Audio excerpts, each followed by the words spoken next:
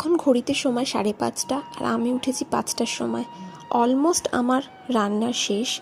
আমি আগের ভিডিওতেই বলেছিলাম সিডের অন্য জায়গায় পোস্টিং হওয়ায় আমার একটু অসুবিধা হয়েছে। দুপুরের লাঞ্চটা আমি বাড়ি থেকেই দেওয়ার চেষ্টা করি।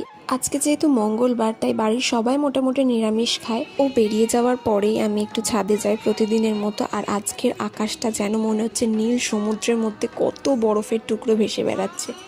এরকম ওয়েদার সত্যি খুব ভালো লাগে। সকালবেলা চারিদিকটা নিস্তব্ধ, আর এই যে আমার ছাদের গোল্ডেন বিউটি, যতই ছবি তুলি এর সৌন্দর্য আমাকে এতটাই আকৃষ্ট করে, বারবার ছবি তুলতে ইচ্ছা করে। 1 কাপ চা খেয়ে নিলাম, তারপরে চেঞ্জ করে পুজো করে নিচ্ছি। আর আমাদের ভূতু আমার পাশে বসে আছে গোপালের বিস্কুট খাবে বলে।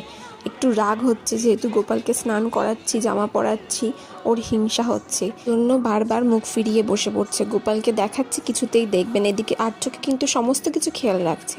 আজকে সকাল সকালে পুজোটা আমিই করছি, প্রতিদিন মা করে। আজকে পাশের বাড়ি থেকে মা ফুল তুলে এনে দিয়েছে। আর অনেক ফুল থাকলে না আমার পুজো করতে খুব ভালো লাগে। আর আমার বাড়িতে কিন্তু অনেক ঠাকুর আছে, তাই পুজো করতে মোটামুটি আধ ঘন্টা টাইম লাগে আমি পুজো করলে। আর যদি আমার শাশুড়ি মা করে, তাহলে উনি যেহেতু অসুস্থ, ওনার মোটামুটি 1 ঘন্টা 45 মিনিট মোটামুটি টাইম লাগে, আস্তে আস্তে পুজো করে। আর আমার মতো এতটা সাজাতে পারেন না উনি। তার কারণ হচ্ছে বসে বসে পুজো করতে গেলে একটু কষ্ট হয়। তারপরে আমি ঘুমোচ্ছিলাম, যেহেতু সকাল সকাল উঠেছি। আজকে ঘুমানোর চক্করে ব্রেকফাস্টটা পুরোপুরি স্কিপ করে ফেলেছি, তাই সোজাসুজি লাঞ্চে খেয়েছি আগের দিনের বিরিয়ানি, যেটা আমি বানিয়েছিলাম। আর আজকে যেহেতু মঙ্গলবার, কেউ খাবে না। আর আমি এতটাই বিরিয়ানি পাগলু, আমি সবসময় বিরিয়ানি খেতে পারি, আমার ভীষণ ভালো লাগে।